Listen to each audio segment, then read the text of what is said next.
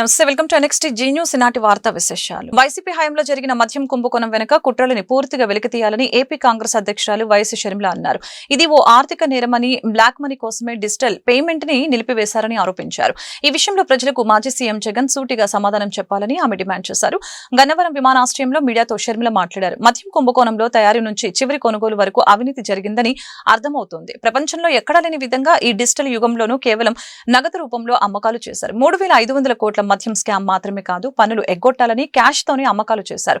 ఈ మొత్తం వ్యవహారంపై పూర్తి విచారణ జరగాలి. నాన్ డ్యూటీ పేమెంట్లు మొత్తం బ్లాక్ లో జరిగాయి. బ్రాండెడ్ మద్యాన్ని నిలిపివేసి చీఫ్ లిక్కర్ ను ఎందుకు ప్రోత్సహించారు?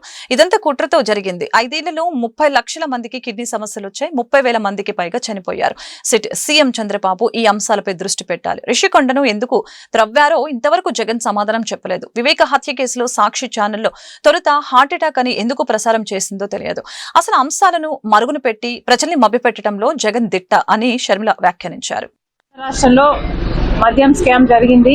అది డిస్టిలరీస్ మ్యానుఫ్యాక్చరింగ్ దగ్గర నుంచి ఆఖరి కన్జ్యూమర్ సేల్స్ వరకు కూడా ఈ అవినీతి జరిగింది అన్నది చాలా స్పష్టంగా అర్థమవుతుంది. బ్లాక్ మనీ ఉండకూడదు, వైట్ మనీలోనే అన్ని ట్రాన్సాక్షన్స్ జరగాలి అని ఇంత ఎక్కువగా ప్రాపగేట్ చేస్తున్న ఈ యుగంలో కూడా డిజిటల్ పేమెంట్స్ వీల్లేదు, ఓన్లీ క్యాష్ పద్ధతుల్లోనే మద్యం అమ్ముతాము అని ఒక ప్రభుత్వమే దీన్ని ఎంకరేజ్ చేసింది అంటే ఇది ప్రపంచంలో ఎక్కడా జరగదు. కాబట్టి ఇది ఒక ఆర్థిక నేరం.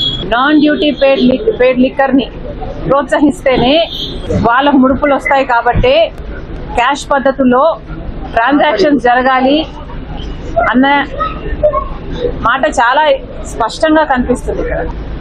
చీప్ లిక్కర్ని, లో గ్రేడ్ లిక్కర్ని, హార్మ్ఫుల్ లిక్కర్ని మాత్రమే సరఫరా చేయడంతో లక్షల్లో కోట్లలో అంత జనాభాకి ఇది ఎఫెక్ట్ అయింది. జగన్మోహన్ రెడ్డి గారు లిక్కర్ అమ్మకాలని డిజిటల్ పేమెంట్స్ లేకుండా ఓన్లీ క్యాష్ పద్ధతుల్లో నాన్ డ్యూటీ పేడ్ లిక్కర్ కోసం కాకపోతే మీరు ఓన్లీ క్యాష్ పద్ధతుల్లో ఎందుకు అనుమతించారో జగన్మోహన్ రెడ్డి గారు సమాధానం చెప్పాలి. అంతేకాదు ఇలా ట్రస్టెడ్ లిక్కర్ బ్రాండ్స్ ని కాకుండా లో గ్రేడ్ లిక్కర్ బ్రాండ్స్ కి ఎందుకు అలౌ చేశారో కూడా జగన్మోహన్ రెడ్డి గారు సమాధానం చెప్పాలి. జగన్మోహన్ రెడ్డి గారు ఎప్పుడు మాట్లాడినా చాలా పైపైన మాట్లాడతారు. తనకు ఎక్కడ కన్వీనియంట్ గా ఉంటే అక్కడ, ఏది కన్వీనియంట్ గా ఉంటే అది మాత్రమే చెప్తున్నారు. కానీ జగన్మోహన్ రెడ్డి గారు మీ నుంచి ప్రజలు సూటిగా సమాధానాలు. ఇంద్రకీలాద్రిపై ఆషాఢ మాసం సారె మహోత్సవం గురువారంతో పరిసమాప్తమైంది. గురువారం సాయంత్రం వరకు భక్తులు సారె సమర్పించేందుకు దేవస్థానం అధికారులు అవకాశం కల్పించారు. అమావాస్య ఆషాఢ మాసం చివరి రోజు కావడంతో భక్తులు భారీగా ఇంద్రకీలాద్రికి తరలి వస్తున్నారు. ఆలయ అర్చకులు, వైదిక కమిటీ సభ్యులు, పండితులు, పరిచారకులు కుటుంబ సమేతంగా అమ్మవారికి సారె సమర్పించారు. వీరికి ఆలయ ఈవో స్వాగతం పలికారు. అమ్మవారికి సుమారు 4 లక్షల విలువ చేసే ఆభరణాన్ని ఆలయ పండితుల తరపున కానుకగా అందజేశారు. గత 2 రోజులుగా మోస్తారు వర్షాలు కురుస్తూ ఉండటంతో కొండరాళ్లు పడే అవకాశం ఉన్నందున ఘాట్ రోడ్ లో వాహన రాకపోకల్ని నియంత్రించారు. సాంవత్సరిక విశేష ఉత్సవాల్లో ఆషాఢ మాసంలో జరిగే ఉత్సవాలు, శాకంభరి ఉత్సవాలు, వారాహి నవరాత్రాలు ఇవన్నీ కూడాను అత్యంత వైభవపేతంగా ఆగమోక్తంగా జరిగినాయి. మరి భక్తులు కూడాను పవిత్ర సార సమర్పించడానికి ఇతర రాష్ట్రాల నుంచి కూడాను వచ్చి అమ్మవారికి సారది కూడాను సమర్పించుకోవడం జరిగింది. మరి ఇవాళతో అమావాస్య ఆషాఢ మాసం సమాప్తి. అందున ఈ ఆషాఢ మాసము చాతుర్మాస్యలు దీక్షలు చేసి లోక కళ్యాణం చేయించేటటువంటి యొక్క విధానమైనటువంటి మాసంలో అత్యంత ప్రాధాన్యమైనటువంటి మాసము. అటువంటి ఈ మాసంలో భక్తులు అమ్మవారిని దర్శనం చేసుకోవటం, ఆయురారోగ్య ఐశ్వర్యాలు కలుగుతాయి, సకల సౌభాగ్యాలు సిద్ధిస్తాయి. మనం రేపటి నుంచి శ్రావణ మాసం ఉత్సవాలు కూడాను ప్రారంభమవుతున్నాయి. ఈ సంవత్సరం మొట్టమొదటి రోజునే శుక్రవారం కూడాను వచ్చింది. వరలక్ష్మీ వ్రత శుక్రవారం నాడు కూడా అమ్మవారికి మహాలక్ష్మీదేవిగా అలంకారం చేయడం జరుగుతూ ఉంటుంది. 3వ శుక్రవారం అయినటువంటి దాంట్లో అమ్మవారికి ఇక్కడ వరలక్ష్మీ వ్రతాలు, మరి సామూహిక వరలక్ష్మీ వ్రతాలు కూడాను చేయడం జరుగుతూ ఉంటుంది. 8వ తారీఖు నుంచి 11వ తారీఖు వరకు కూడాను పవిత్రోత్సవాలు జరుగుతాయి. సంవత్సరంలో జరిగేటటువంటి క్రతువులు సంపూర్ణ సాంగతా సిద్ధి కోసమని చెప్పని సకల స్పృశ్య దోష నివారణ కోసమని పవిత్రోత్సవాలు కూడాను చేయడం జరుగుతాయి. ఈ 50 మంది భక్తులు అందరూ కూడా ఈ శ్రావణ మాసంలో అమ్మవారిని దర్శనం చేసుకుని ఆయురారోగ్య. విశాఖపట్నం విజయవాడ మెట్రో రైలు ప్రాజెక్టులకి శుక్రవారం టెండర్లు పిలవాలని రాష్ట్ర ప్రభుత్వం నిర్ణయించింది. ప్రాజెక్టు వ్యయంలో 40% పనులకి తొలుత టెండర్లు పిలవనుంది. మొత్తం 21,616 కోట్లతో ఈ 2 ప్రాజెక్టులకి టెండర్లు ఆహ్వానించనున్నారు. విశాఖ మెట్రో రైలుకి 11,498 కోట్లతో, విజయవాడ మెట్రోకి 10,118 కోట్లతో టెండర్లు పిలవనున్నారు. కేంద్ర రాష్ట్ర ప్రభుత్వాలు 50:50 భాగస్వామ్యంతో ఈ ప్రాజెక్టుల నిర్మాణాలు జరగనున్నాయి. విశాఖ మెట్రోకి రాష్ట్ర ప్రభుత్వం వాటా కింద VMRDA నుంచి 4,101 కోట్లు ఇవ్వాలని నిర్ణయించారు. విజయవాడ మెట్రోకి CRDA నుంచి 3,497 కోట్లు కేటాయించనున్నారు.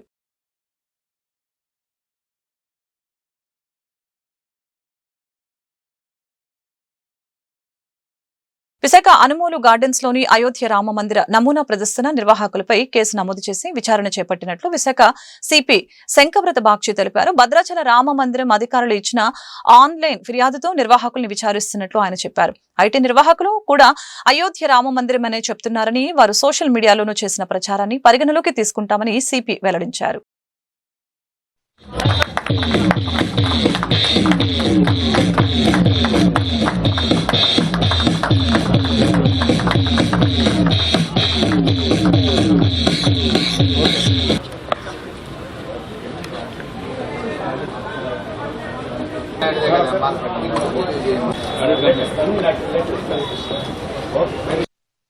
ఫిర్యాదు మేరకు మేము నిర్వాహకులు 3 మీద కేసు కూడా పెట్టాము.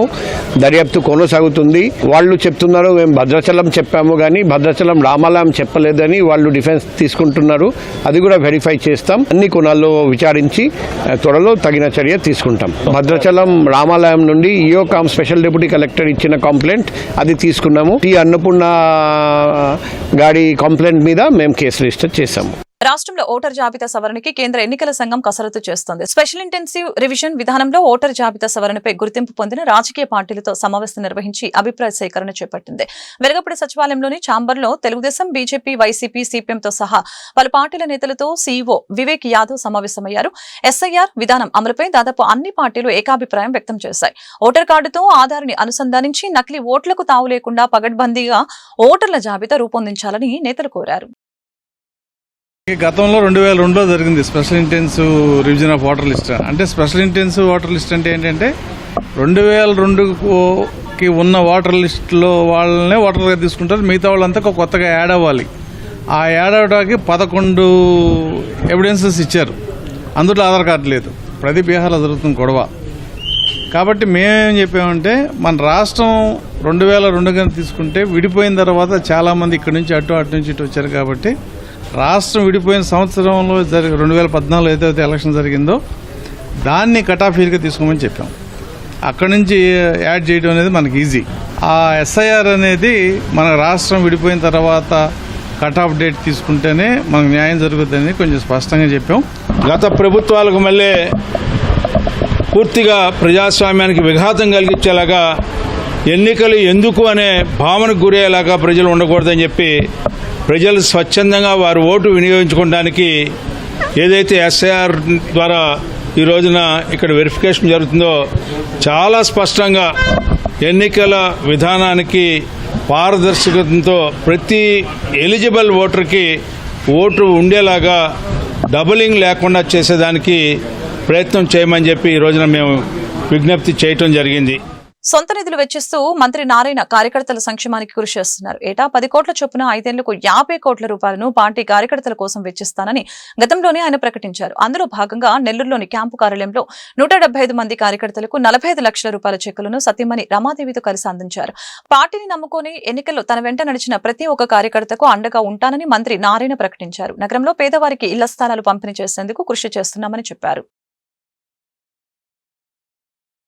నెల్లూరులో మనం చేసే మేజర్ డెవలప్మెంట్స్ పార్కులు అయిపోతున్నాయి, స్కూల్స్ కూడా చేస్తున్నాము, రోడ్లు కూడా ఎండ్ టు ఎండ్ రోడ్స్ వేస్తున్నారు. అంటే రోడ్డు ఈ ఎండ్ నుంచి ఆ ఎండ్కి పూర్తిగా వేసేసి అన్ని స్వీపింగ్ మిషన్లు పెడుతున్నాం. 28 స్వీపింగ్ మిషన్లు కొన్నాం. ప్రజల ఎక్స్పెక్టేషన్స్ ఉంటాయి. డబ్బులు లేవు కాబట్టి మనం చేయలేమంటే వాళ్ళు సాటిస్ఫై కారు. 1 by 1 చేసుకుంటూ వస్తున్నాం, అన్నీ పూర్తి చేస్తాం. మనం ఎలక్షన్కి ఏది మాట ఇచ్చామో 100కి 100 రూపాయలు ఇచ్చేస్తాం. అదేవిధంగా నెల్లూరు సిటీలో ఎక్కడెక్కడ పట్టాలు ఇవ్వాలో ఇవ్వటానికి వీలుందో వాటికి స్పెషల్గా డ్రైవ్ చేయమని ఎంఆర్ఓకి ఇన్స్ట్రక్షన్ ఇచ్చాను. ఈ మంత్ ఎండింగ్ కల్లా అన్ని స్టడీ చేయమన్నాను. AP deputy CM power star Pawan Kalyan fans గుంటూరులో సందడి చేశారు. పవన్ నటించిన హరిహర వీరమల్లు చిత్రాన్ని వీక్షించేందుకు అభిమానులు థియేటర్లకు భారీగా తరలివచ్చారు. గుంటూరు శ్రీనివాసరావుపేటలోని మైత్రి మూవీస్ థియేటర్ వద్ద పవన్ అభిమానులు హల్చల్ చేశారు. అభిమానుల కోరిక మేరకు మాజీ ఎమ్మెల్యే జనసేన పార్టీ నాయకులు కిలారి రోసియా విజయోత్సవ కేక్ ని కట్ చేసి వారితో ఆనందాన్ని పంచుకున్నారు. Harihara Veeramallu cinema super hit అవుతుందని ఆయన చెప్పారు. కాగా హరిహర వీరమల్లు సినిమా తొలి రోజే హిట్ టాక్ సొంతం చేసుకోవడంతో అభిమానులు సంబరాలు చేసుకుంటున్నారు. ఈరోజు ఆంధ్ర రాష్ట్రం మొత్తం కూడా ఏదైతే హరిహర వీరమల్లు అనే సినిమా ప్రపంచవ్యాప్తంగా 2500 థియేటర్లు ఈరోజు ప్రీమియర్ షోస్ ఇప్పుడు మొదలు పెట్టబోతూ ఉన్నారు. ఇది ఒక రికార్డు. ఏదైతే పవన్ కళ్యాణ్ గారి అభిమానులందరూ కూడా బాబులకే బాబు కళ్యాణ్ బాబు అని అంటున్నారో ఇది వాళ్ళ స్వార్థంగా చేసుకున్నారు. ఈ సినిమా నిస్వార్థంగా ప్రజలకి ఒక సందేశం ఇచ్చే విధంగా ఒక మంచి పాత్రలో పవన్ కళ్యాణ్ గారు నటించడం ఈరోజు రాష్ట్ర వ్యాప్తంగా మరి అన్ని థియేటర్లో కూడా ఈరోజు మరి ఈ సినిమా రిలీజ్ చేయడం చాలా గొప్ప విశేషం. రేపు ఈ ప్రీమియర్ షోస్ ఇవాళ కాకుండా రేపు అన్ని థియేటర్స్లో ప్రారంభం కాబోతోంది. ఆంధ్ర రాష్ట్రంలో ఏదైతే మొన్న ఎలక్షన్స్లో రికార్డు బద్దలు కొట్టారో పవన్ కళ్యాణ్ గారు 100%కి 100% స్ట్రైక్ రేట్ కొట్టారో అదేవిధంగా ఈ సినిమా కూడా అన్ని రికార్డులు కూడా బద్దలు కొట్టబోతూ ఉంది. ఇది ఎవరు కూడా ఆపే ప్రసక్తే లేదు. పవన్ కళ్యాణ్ గారు ఏదైతే చెప్పారో మనల్ని ఎవడరా ఆపేది అనే సందేశం ఇవాళ రాష్ట్ర వ్యాప్తంగా పవన్ కళ్యాణ్ గారి అభిమానులు, జనసేన కార్యకర్తలు, జన సైనికులు, వీర మహిళలు అందరూ కూడా ఈ యొక్క సినిమాను చూసి ప్రజలకు కూడా ఒక సందేశం ఇవ్వాలని చెప్పి నేను మనస్ఫూర్తిగా కోరుకుంటూ మరి నాతో పాటు ఈరోజు ఏదైతే గుంటూరులో మరి అందరూ కూడా శివపార్వతి గారు, ఆలహరి గారు, కమల్ గారు, సాంసరావు గారు, నాగరాజు గారు, ఇక్కడ ఉన్న జన సైనికులు అందరూ కూడా దుర్శల్ శ్రీనివాసరావు గారు అందరూ కూడా పేరు పేరున అభినందనలు తెలియజేసుకుంటూ పెద్ద ఎత్తున ఈ కార్యక్రమం ఏర్పాటు చేసిన ప్రతి ఒక్క జన సైనికులందరూ కూడా నేను అభినందనలు, శుభాకాంక్షలు తెలియజేస్తాను. సుపరిపాలనలో తొలి అడుగు కార్యక్రమానికి ప్రజల నుంచి అనూహ్య స్పందన లభిస్తుందని గుంటూరు తూర్పు ఎమ్మెల్యే మహమ్మద్ నజీర్ తెలిపారు. సూపర్ 6 పథకాలు ప్రజల జీవితాల్లో వెలుగులు నింపాయని చెప్పారు. ప్రజా సమస్యలను పరిష్కరించడమే తొలి ప్రాధాన్యతగా తీసుకున్నామని చెప్పారు. గురువారం శారదా కాలనీలో జరిగిన సుపరిపాలనలో తొలి అడుగు కార్యక్రమంలో ఎమ్మెల్యే మహమ్మద్ నజీర్, గుంటూరు నగర మేయర్ కోవలముడి రవీంద్ర పాల్గొన్నారు. ఈ సందర్భంగా స్థానికులు వారికి అపూర్వ స్వాగతం పలికారు. ఏడాది కూటమి ప్రభుత్వ పాలనలో జరిగిన సంక్షేమం, అభివృద్ధి గురించి ప్రతి ఇంటికి వివరించారు. స్థానికంగా ప్రజలు ఎదుర్కొంటున్న సమస్యలను అడిగి తెలుసుకున్నారు. ఆయా సమస్యల్ని తక్షణమే పరిష్కరించాలని సంబంధిత అధికారులను ఆదేశించారు. ఈ మేరకు ఎమ్మెల్యే మీడియాతో మాట్లాడారు. శివారు ప్రాంతాల్లో మెరుగైన మౌలిక వసతులతో పాటు కనీస సౌకర్యాలు కల్పిస్తున్నామని వివరించారు. శారదా కాలనీ మార్జిన్లో పర్యటించడం జరుగుతూ ఉంది.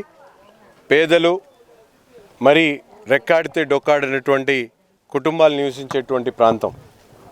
గత 5 సంవత్సరాల నుంచి ఎక్కడ కూడా కనీసం మంచినీటి సదుపాయాలు కూడా లేకుండా ఈ ప్రాంతంలో కలుషితమైనటువంటి నీరు అందించడంతో ఒక మృతి కూడా జరిగినటువంటి పరిస్థితులు. అందుకని నూతన ప్రభుత్వం ఏర్పడిన తర్వాత ముఖ్యంగా ప్రతి ఇంటికి కూడా సురక్షితమైనటువంటి మంచినీటిని అందించేటువంటి కార్యక్రమాన్ని మొదటి ప్రాధాన్యత ఇస్తూ ప్రతి ఇంటికి కూడా సురక్షితమైనటువంటి మంచినీరు అందించేటువంటి కార్యక్రమంతో పాటు ముఖ్యంగా ఈ ప్రాంతంలో ఉన్నటువంటి ప్రజలు తమ పిల్లల్ని చదివించుకోవడానికి అనేక రకాల కష్టాలు పడుతున్నటువంటి పరిస్థితుల్లో ఈరోజు గౌరవ ముఖ్యమంత్రి గారు ఇంట్లో ఉన్నటువంటి ప్రతి పిల్లవాడు కూడా చదువుకోవాలనేటువంటి ఆలోచనతో తల్లికి వందనం పేరుతో దాదాపు 13,000 రూపాయలు ప్రతి విద్యార్థి కూడా అందించినటువంటి పరిస్థితులు. అంతేకాకుండా సామాజిక పెన్షన్లు 3,000 ఉన్నటువంటి పెన్షన్ని 4,000, అలాగే పూర్తిగా మంచానికే పరిమితమైనటువంటి వాళ్ళకి 15,000 వరకు కూడా పెన్షన్లు ఇచ్చేటువంటి కార్యక్రమం. అంగవైకల్యం ఉన్నటువంటి సోదర సోదరిమణులకి 3,000 నుంచి 6,000 చేయడం. ఇవన్నీ కూడా 1 సంవత్సర కాలంలోనే చెప్పినటువంటి వాగ్దానాలు నెరవేర్చేటటువంటి కార్యక్రమాలు చేస్తూనే ఒక పక్కన అభివృద్ధి నిత్యం ప్రజలకు అందుబాటులో ఉండేటువంటి విధంగా కార్యక్రమాలను తీసుకోవడం జరుగుతూ ఉంది.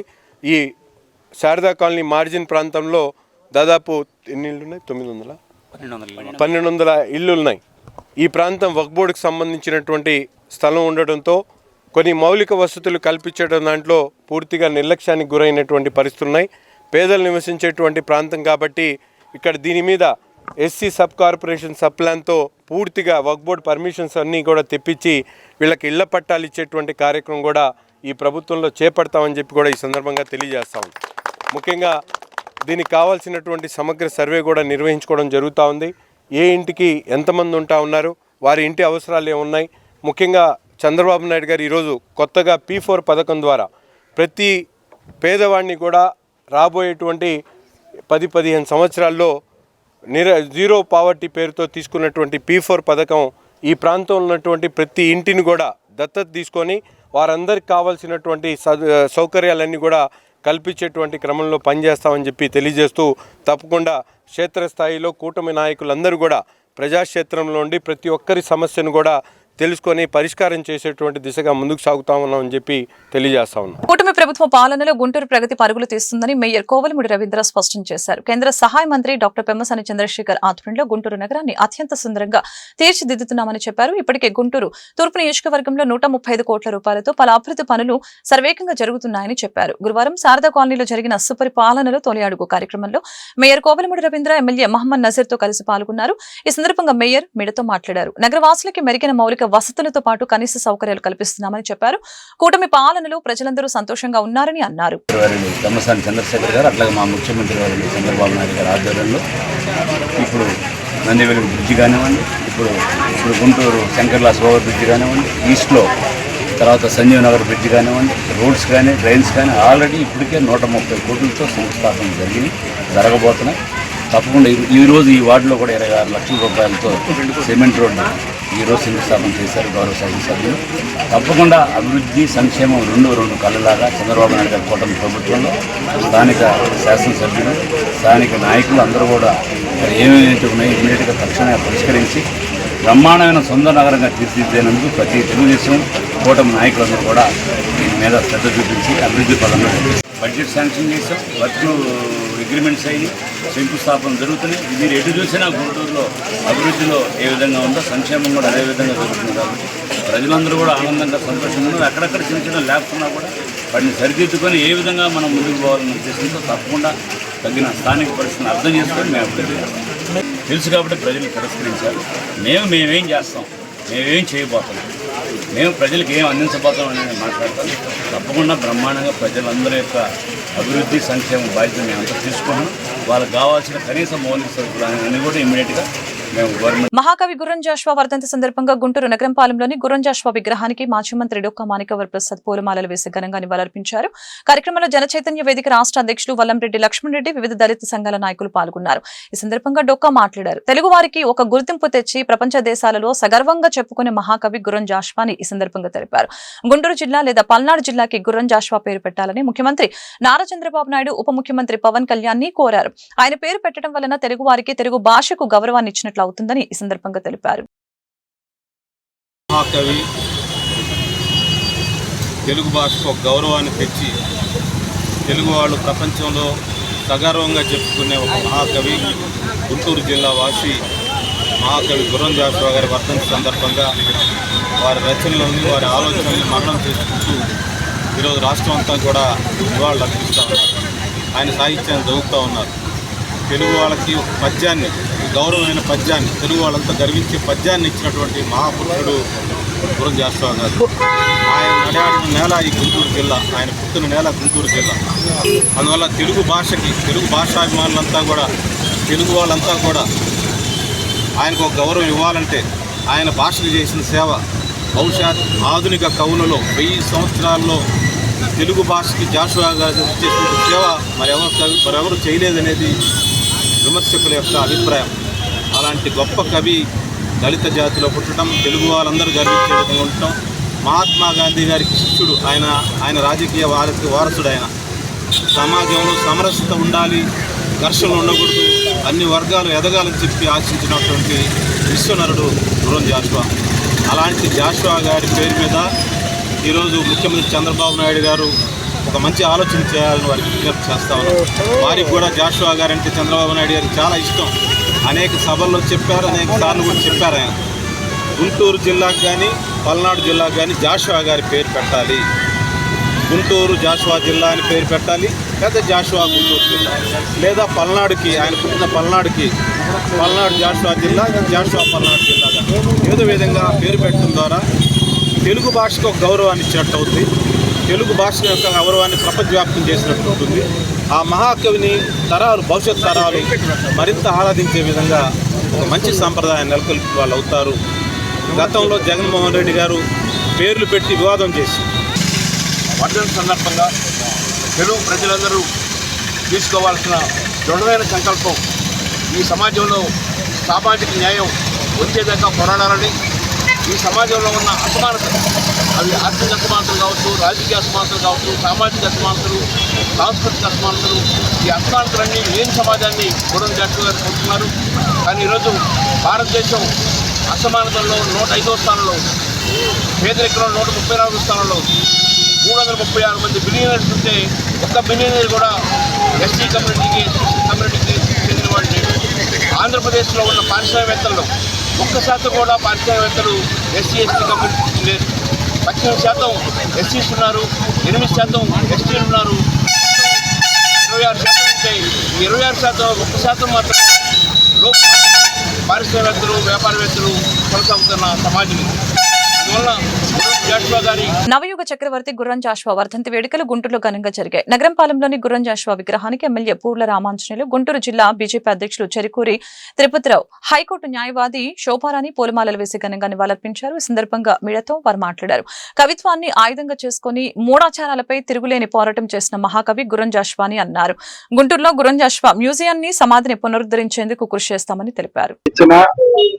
భారత జాతి బిడ్డ, భారతదేశం మెచ్చినటువంటి ఒక జాతీయవాదాన్ని, దళిత భావజావాన్ని, బడుగు బలహీన వర్గాల యొక్క ఆశాజ్యోతిగా పేరున్నటువంటి గుర్రం జాషువా మన గుంటూరు జిల్లాలో పుట్టి పెరిగినటువంటి వ్యక్తిగా మనం అందరూ కూడా ఒక రకంగా గర్వపడాలి. ఆ రకంగానే గుర్రం జాషువా గురించి ఆయనకు ఈ 2 పల్నాడులో కానీ గుంటూరులో కానీ ఆయన పేరు పెట్టాలన్నటువంటి ఒక డిమాండ్ చాలా సమంజసంగా ఉంటుంది. అదేవిధంగా ఆయన సమాధిని పునరుద్ధరించడం కానీ, లేదా ఆయనకు ఒక కళాక్షేత్రాన్ని ఏర్పాటు చేసే విషయంలో ప్రభుత్వ సహాయాన్ని కోరడం కూడా సమంజసంగానే ఉంది. తప్పకుండా గుర్రం జాషువా యొక్క అభిమానులుగా ఎంటైర్ భారత జాతి ఉంటుంది. ఇది ఒక కులానికో లేదా ఒక మతానికో సంబంధించింది కాదు. ఒక పద్య కవిత ద్వారా సామాన్య మానవునికి అర్థమయ్యే విధంగా సామాజిక కోణాన్ని చూపినటువంటి మహానుభావుడిగా గుర్రం జాషువా అందరి హృదయాల్లో ఉంటారు. సో ఆయన జ్ఞాపకార్థం ఈ రోజు ఆయన అభిమానులుగా, అంటే భారత జాతి బిడ్డలుగా ఒక జాతి బిడ్డను గౌరవించాలని కోరినటువంటి కోరికను మన్నించడం నా వంతు తప్పకుండా సహాయం అందిస్తాను. సో ఈ రిప్రజెంటేషన్ ని మా అధినేత చంద్రబాబు నాయుడు గారి దృష్టికి కూడా తీసుకెళ్తాం. సామాజిక అసమానతలు లేని సమాజం కోసం తన సాహిత్యంతో మహాకవి గుర్రం జాషువా కృషి చేశారని గుంటూరు అర్బన్ వైసీపీ అధ్యక్షురాలు నూరి ఫాతిమా తెలిపారు. గుంటూరు నగర వైసీపీ కార్యాలయంలో మహాకవి గుర్రం జాషువా వర్ధంతి కార్యక్రమం ఘనంగా జరిగింది. ఈ సందర్భంగా గుర్రం జాషువా చిత్రపటానికి నూరి ఫాతిమా పూలమాలలు వేసి నివాళులర్పించారు. కవిత్వం ద్వారా కూడా జాడ్యంపై పోరాడారని గుర్తు చేశారు. అందరికీ నమస్తే, అస్సలాము అలైకుం, వందనాలు. ఈరోజు గుర్రం జాషువా గారిది 54వ వర్ధంతి సందర్భంగా ఆయనకి ఘన నివాళులు అర్పించడం జరిగింది. గుంటూరు తూర్పు నియోజకవర్గం గుంటూరు టౌన్ కార్యాలయంలో ఈరోజు నివాళులు అర్పించడం జరిగింది. ఆయన ఆశయాలు, ఆయన ఏంటంటే దళితులకి అండగా ఉండాలి, అన్టచబిలిటీ అనేది ఉండకూడదు, చేయకూడదు. ఒక గొప్ప రచయిగా, అలాగే గొప్ప పోయిటరీగా ఆయన మన తెలుగు బిడ్డ. నెల్లూరు, మరి ఆయన పుట్టింది వినుకొండలో, ఈరోజు ఆయన చనిపోయింది మన గుంటూరులోనే. మరి ఆయన ఆశయాలు, ఆయన అన్టచబిలిటీ ఉండకూడదు, దళితులకి ఏ విధంగా అయినా ఏంటి ఎక్కువ తక్కువ అని చూడకూడదు, చేయకూడదు అని చెప్పి ఎక్కువగా, మరీ ముఖ్యంగా ఆయన పోయిటరీలో ఈరోజు గబ్బిళం అనే పోయిటరీ ఈరోజు ప్రతి ఒక్కళ్ళు కూడా ఎక్కువగా చూసుకునేది. ఎందుకంటే ఆయన రచించిన దాంట్లో ఒక పెయిన్ ఆఫ్ దళితులు ఎందుకంటే ఆ కాలంలో అన్టచబిలిటీ అనేది ఎక్కువ ఉంటుంది కాబట్టి దళితులు నొప్పి, వాళ్ళ కష్టం, వాళ్ళ ఇబ్బంది ప్రతి ఒక్కటి తెలుసుకొని ఆయన ప్రతి ఒక్కటి కూడా ఆయన రాసేవాళ్ళు. ఆయన ఆశయాలు, ఆయన మరి ఏ విధంగా ఎవరు ఎక్కువ కాదు తక్కువ కాదు మనం అందరం సమానమని చెప్పి ఆయన పోరాడారు. దానికి మనం అందరం కలిసి ఆయన ఆశయాల్ని ముందుకు తీసుకెళ్తూ రాబోయే తరాలకి ఆయన చేసిన ప్రతి ఒక్కటి కూడా గుర్తు తెస్తూ ఆయనకి నివాళులు అర్పించుకుంటా ఉన్నాం. Thank you. ఈ వార్తలు ఇంతటితో సమాప్తం. మరొక బులెటిన్లో మళ్ళీ కలుద్దాం. నమస్కారం.